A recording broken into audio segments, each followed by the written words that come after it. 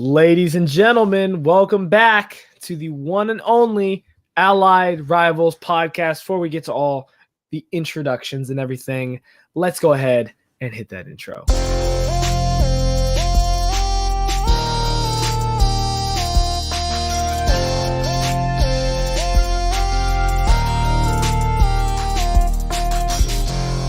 Allied Rivals.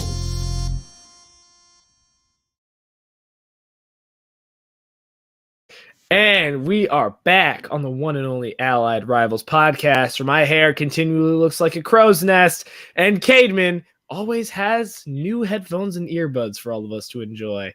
My name is AJ Herschel. Right over there is Caedmon Bauer. Welcome back, Cade. How you doing on this fine Monday night? Oh, it's not so fine. It's yeah. If you've watched football, you know what's been happening these last few days. Right. Yeah. Well, it has been this has been like, regardless of games and who won, this is probably the craziest weekend of football I've ever seen when it came to playoff games. There were no busts. 4 game winners, 3 of them field goals as time expired, an overtime game.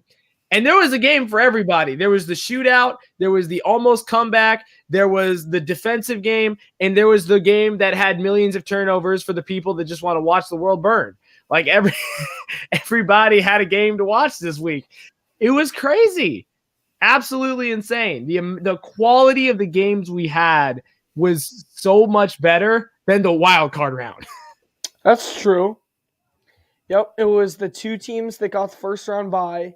Yeah. And the other teams that didn't try in the first round. Right. Literally, exactly.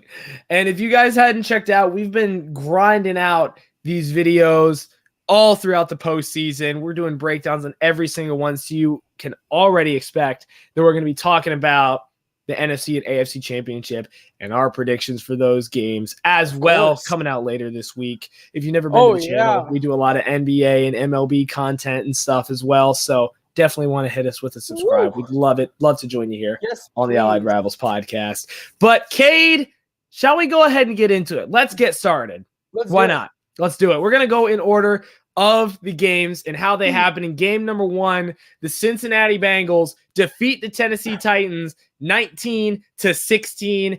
That is the weirdest score for a football game maybe ever.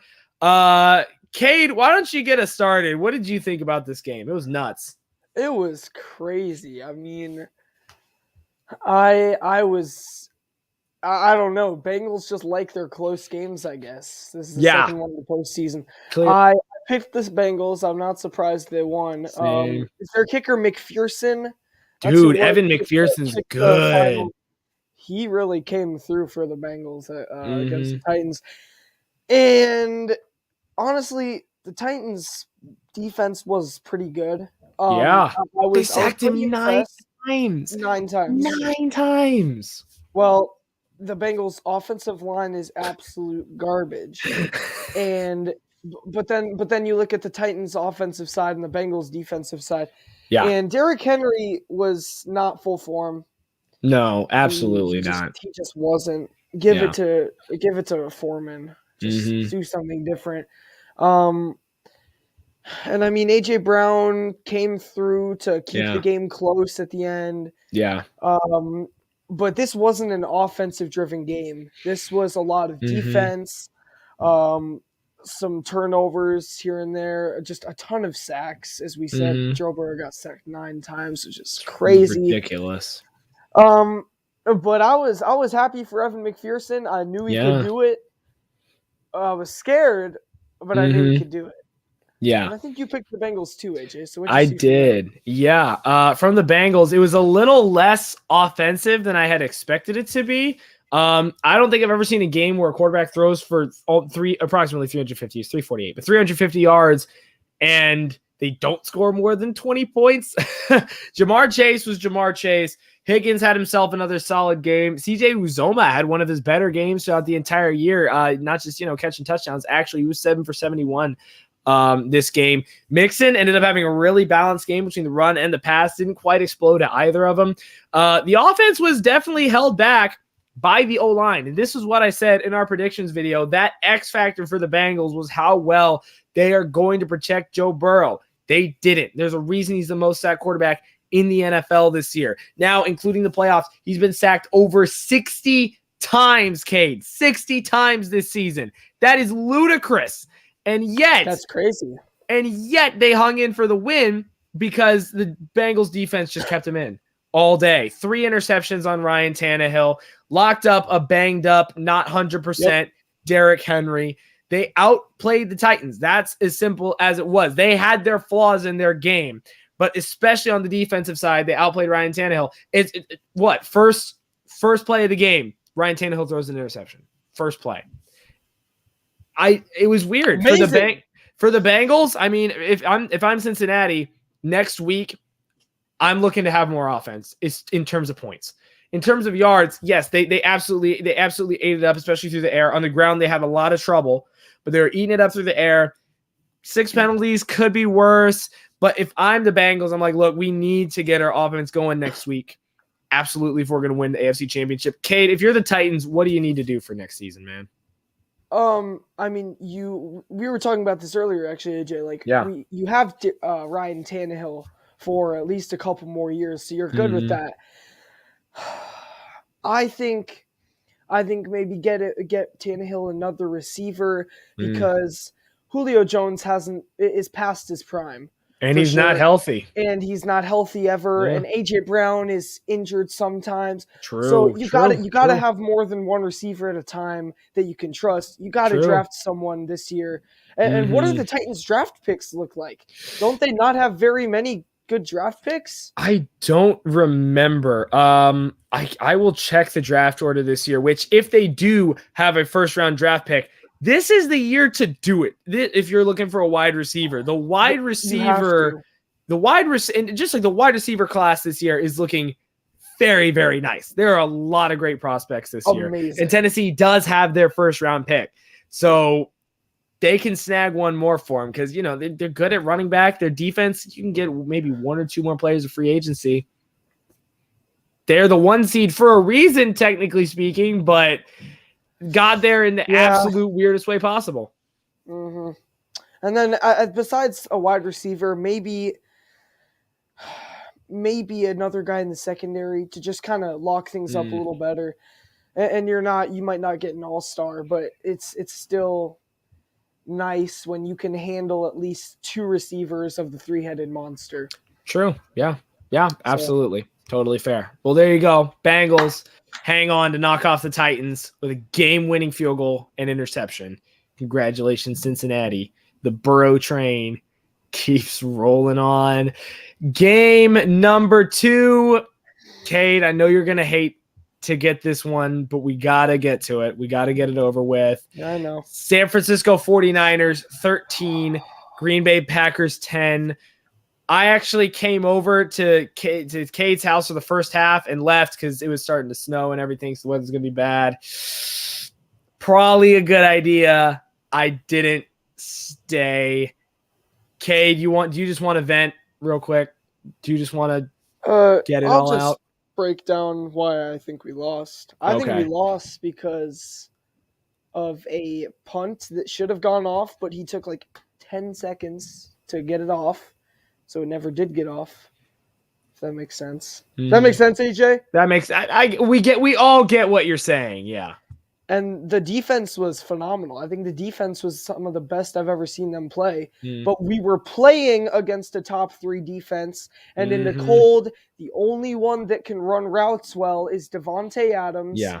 And they were like literally triple covering him. They had a linebacker inside ready. They had a high safety, and they had a rolled corner. They had there was no way Devontae was going to get the ball, and everyone else was playing man for a lot of it. Man on Randall Cobb, man on Mercedes Lewis, and Mercedes Lewis should not have fumbled the ball. That was weak. Completely momentum shift there. Yeah. Besides the first drive, we had nothing going for us offensively. I was bummed, and I still am very sad. Yeah.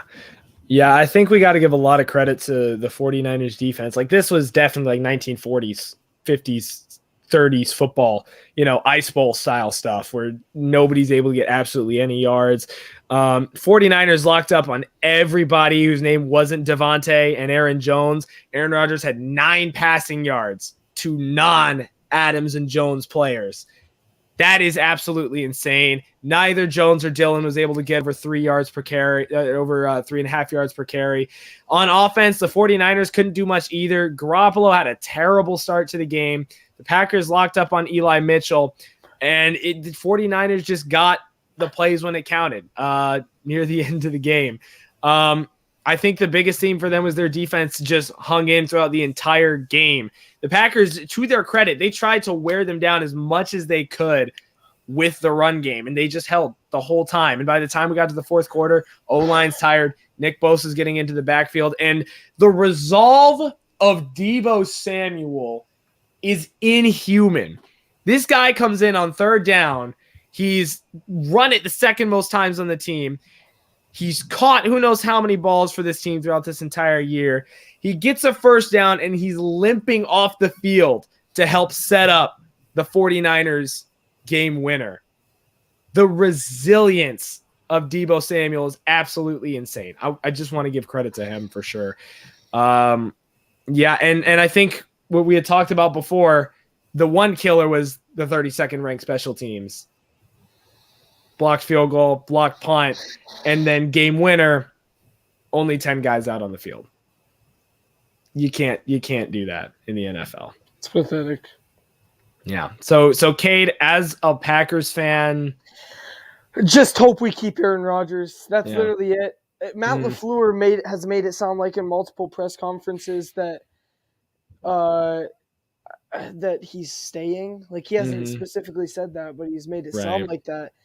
And he's just said, we're going to become better, hopefully less injuries. We're going to be the better version of ourselves. And I'm like, yeah, we're going to be better in just about everything. But if we don't have Aaron Rodgers, it's not going to do us any good. So if you're a Packers fan, you just want Aaron Rodgers. Yeah, and Devontae too. I think this game really proved how much they really need him. I think if Aaron Rodgers stays, Devontae stays. If Aaron leaves, Devontae's gone too. That is true. That's true. Look, if I'm San Francisco, I am going to pray that our defense holds up against in the NFC Championship because, we're going to get to the game in a second, but conditions are not going to be nearly as bad. Teams are going to be able to throw the football, and you're going up against this year's top wide receiver, so they are not going to have easy matchup going up this week.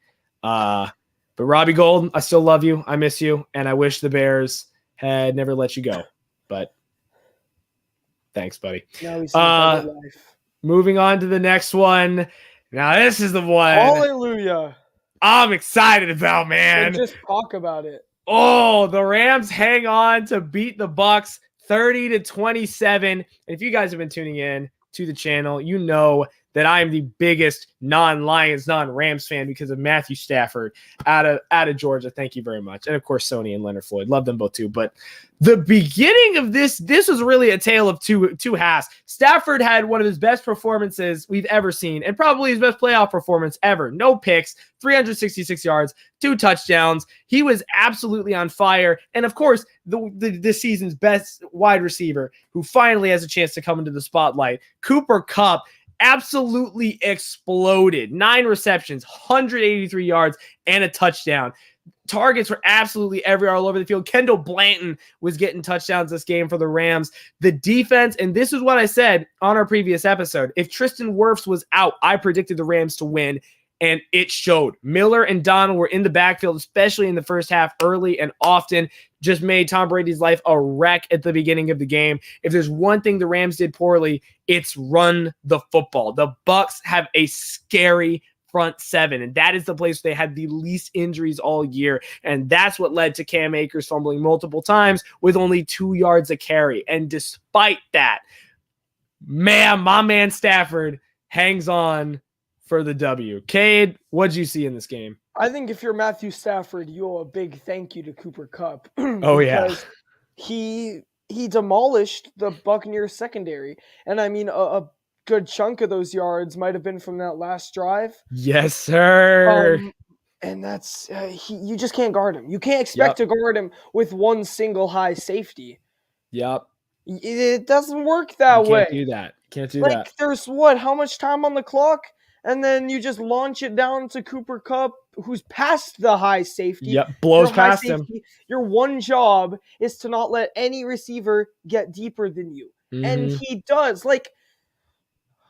It's not that complicated. I play football. You don't let the receiver get with it out of your line of vision. Mm-hmm. You should be backpedaling. You shouldn't have to sprint and turn around. And if you do, it should be because you're still a step ahead of him. Mm-hmm. Yeah. I don't know what was happening. True. It was crazy. That was some of the worst Buccaneers defense I'd seen all year. Yeah, honestly. And I believe the Bucs, I think, are number one in defensive DVOA. I think so. That one mistake cost them overtime. Yep. Yeah. And huge props to Matt Gay. Got injured in pregame. Are you kidding me, man? Missed a field goal earlier and then shows up and drills the game winner. Okay, not drills. Gets the game winner. It scared me a little bit. Scary. I was like, did that go through? I'm so happy that he nailed it. Huge respect to him. And the Rams special teams this game is a huge factor of why they won. Johnny Hecker, his punts were absolutely insane this game. The return, the coverage team on kickoffs, also insane. That was completely stopped any good chance of the Bucs having good field position to start the game. Absolutely crazy. But Kate, we talked about the Rams a bunch. If you're the Bucs, the main thing I'm taking away is, man, we missed Godwin. Oh, we missed, and worse, we missed them so much. If you're the Bucs, what are you thinking right now, dude? I'm thinking definitely get another receiver. Another one? That's not named Antonio. Well, you just lost Antonio Brown. Okay, that's true. So that's a big piece because he was Brady's favorite launch, go deep target. Because he's fast and has good hands deep. And then Godwin gets injured. Obviously, Mike Evans is a Hall of Famer, but you can't just have one receiver because he's past his prime. He's probably a top 10 receiver. I don't know if he's top 5 anymore. And teams know how to cover him. Even a good linebacker might be able to contain him for a while. Whoa, dang. Throwing Mike Evans shade? Oh, my goodness, dude. Only because the Rams defense didn't have to worry about the 5 other receivers on the field. Okay. And Leonard Fournette wasn't at full form. True. That is very true. Yeah. Except in the passing game. He still caught a couple mad passes. So, if you're the Rams defense, you didn't even have to worry about Mike Evans having a game because no one else was there that you had to worry about. Does that make sense? Interesting. Yeah, I would disagree a little bit. Mike Evans, especially in the second half, tore him up. 8 catches, 119 yards, and a touchdown. I think the big reason why the Rams are able to get their lead so early is because their pass rush was nuts. But as the defense got tired because the Rams kept turning the ball over in the second half, that's when the Bucs started making him pay. You give Tom Brady an extra half second, he's going to hit Evans. He's going to hit Gronk. This is a team with a still very functional wide receiving core, even without Godwin and Antonio Brown. Scotty Miller showed up once again, first time in a while. But it was too little too late. Bad coverage at the end of the game. Rams get the victory. I'm incredibly excited. I think we should move on. Move on. Last one. Final game, and maybe the craziest game of the year. Game of the year. Can we agree on that? This is game of the year, right? Right. 25 points scored in the final 2 minutes. At least the ending of the year. If not the game, it's at least the conclusion of the year. Absolutely. Yeah, Kansas City Chiefs, 42. Buffalo Bills, 36. Cade, take it away, man. I picked the Chiefs. We both picked the Chiefs. And I had... That's right. No faith, or very little faith, when they had 13 seconds left on the clock after the Bills had just scored. Gabriel Davis, 4 touchdowns. Give me a break. Just cover him. And I can't say it like the same way I could say cover Mike Evans because he was basically just the one receiver. The Bills have a good receiving corps. Stephon Diggs, Gabriel Davis is underrated. They have some other pieces too. Dawson Knox, Isaiah McKinney. Dawson Knox, McKenzie. Yeah, number 9. He's number 19. Yeah. Mm-hmm. Yep, he you got it. Chalk after the game. Whatever. The Chiefs needed to play better defense. The Bills needed to play better defense. Yeah. But the Bills needed it more because with 13 seconds left on the clock, starting from their own 25-yard break line, it down, Cade. You have got to not let Travis Kelce run Small up the boy. middle like that when they have 3 timeouts. Mm-hmm. Like that's 2 plays, maybe 3, but probably 2 plays plus the field goal. Mm-hmm. And they did that perfectly. Yeah. Just couple nice passes to Travis Kelce and it was both Travis Kelce, right? One to Hill, one to Kelce. One was Hill. Okay. Either way, they were both in the middle of the field. You don't need to guard the sideline. There was honestly no point because the Chiefs had 3 timeouts. Mm-hmm. The Bills were guarding the sideline when the Chiefs had 3 timeouts. It doesn't matter at that point. Like it doesn't, right, AJ? Am I just being goofy or something? No, I'm with you on this. Yeah. I don't know what kind of zone they were running, but Kelce just ran straight through. There's nobody covering him. Nobody. There was no excuse for the Bills' last possession on defense. Mm-hmm. Or last possession in the fourth quarter on defense. Yeah, I get it. Yeah, and like I get why the first play. I understand why you gave him like a 10-yard buffer because you have Hill, you have Kelce, you can hit deep bombs. Like that one I could get. But the second one, there are too many holes in the zone. You got to at least man up on Kelce and Hill. Make it tough. On the clock. You've got to guard them. You just can't let them float around in the middle of the field because there you go. Patrick Mahomes is the best scrambling QB in the league, I am convinced. Yeah, no disagreement here. He can take 20 seconds to get it to Kelce. He only had to take a couple because Kelce was open right away. Yep. But yeah, talk about overtime, AJ. Like, what happened there? Dude, oh my goodness. There are so many things we've learned in this game, right? Allen and Mahomes are legends. We got that. Playoff Gabriel Davis is apparently equivalent to Jerry Rice in this universe, and running the football is irrelevant in the modern day. Look, this was crazy. If I'm the Bills, I feel absolutely. What else are you supposed to do? Especially if I'm Josh Allen. Like, you're in the greatest showdown of the NFL this year. It's crazy. And I think Romo exemplified it really well at the beginning of the game when they kicked it out of the end zone. You gave him a chance. You gave Mahomes and Hill and Kelce a chance. And that final touchdown, like Cade, as a defensive coordinator, I don't care what team you have. I don't care if you have Jair Alexander and Jalen Ramsey and Fred Warner all on the same team. If you put Tyreek Hill and Travis Kelce on the same side of the field, what do you do? How are you supposed to? One of them's going to blow by somebody. Somebody's going to get mossed. So the final play of the game was a linebacker on Travis Kelce. You got Hill doubled, and Kelce just completely mosses the dude. What do you do? What do you do? There's nothing you can do. Because you don't guard the sideline.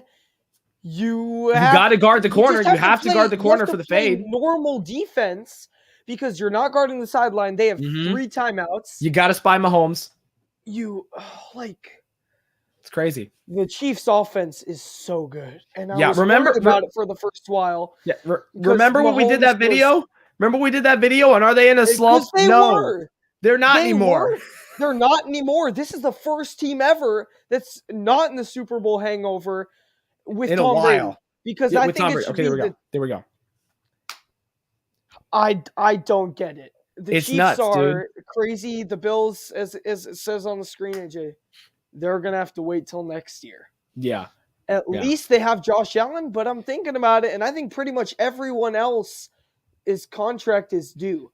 I think Stephon Diggs is. Singletary might be. There's a chunk of their defense. Let me see. Josh Allen's staying.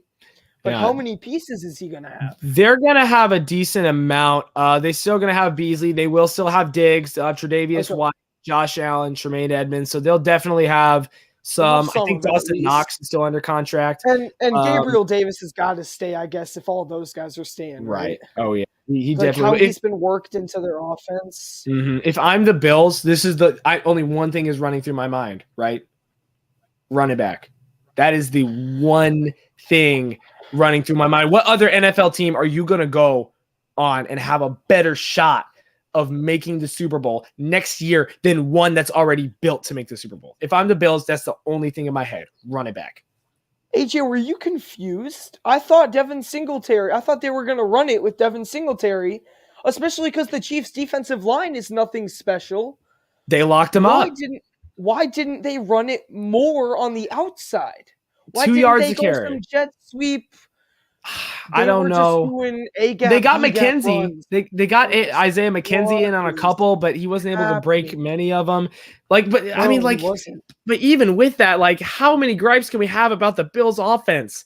Allen had almost 400 yards single-handedly. Gabriel Davis had Gabriel Jerry Rice Davis. That is how we refer to him from now on. That's an NFL postseason record. Give me a break. How do you not win when you catch 4 receiving touchdowns and your quarterback throws for 400 yards? There is a great question, Cade. That is a perfect question.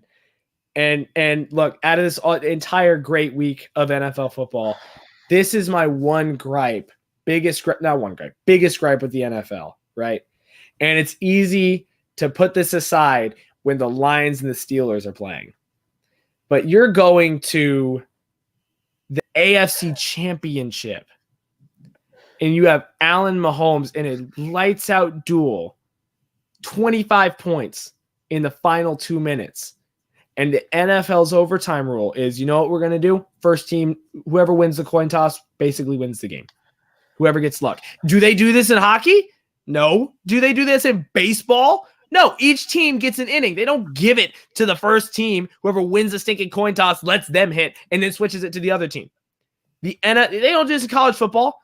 Each team is going to get a shot to win. This is my biggest gripe. And it's easy to say this when we're watching Lions Steelers and it's 13-all. And we're just like, please, somebody just kick a field goal to end the game, right? This is one of the biggest showdowns in NFL history. And it ends without Josh Allen even getting a shot in overtime. I get if you want the regular season. For me, I would want to implement something similar to college, right? Have maybe not 25 yards to end zone, maybe make it 40 to the end zone. Maybe we need to make the first downs longer, make it 15 yards instead of 10 for overtime, right? Do the same thing. Give each team a shot. First half begins with one team getting the ball. Second half begins with one team getting the ball. It's even. Overtime, you're saying, here's your chance. You score, it's over. It's ridiculous. And if we need to do the whole thing, third overtime, just make it 2-point conversions for the win, that's fine. Each team is getting a chance. We don't want to make them incredibly dead tired.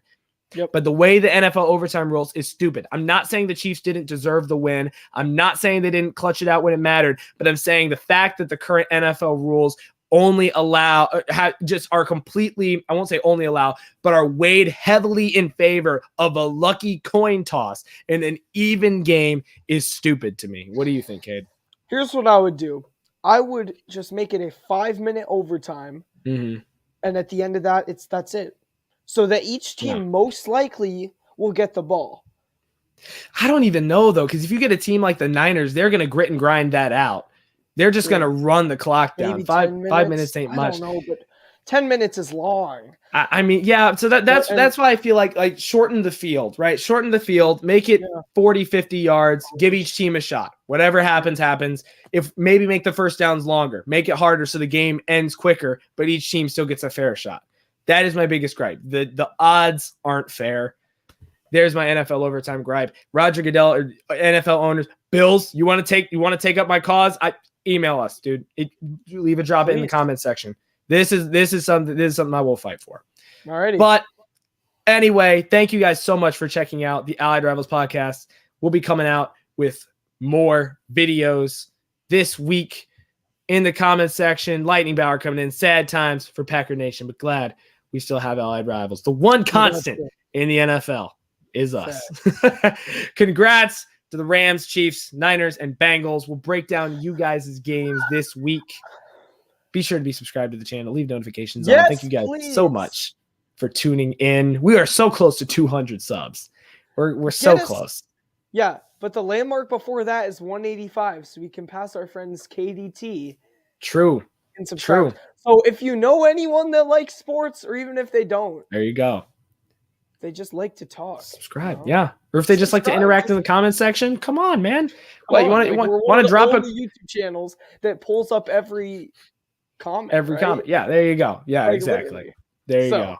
Yeah. Well, thank you guys so much for tuning in. We'll see you guys next time on the Allied Rivals podcast. I'm AJ Herschel. That's Caedmon Bauer. Go check out the rest of our playlist. Go check out our other videos, like our NBA stuff and everything, and be sure to have notifications on. We'll be coming out with more. We have plugged for way too long. I think it's time to leave. See ya. See ya.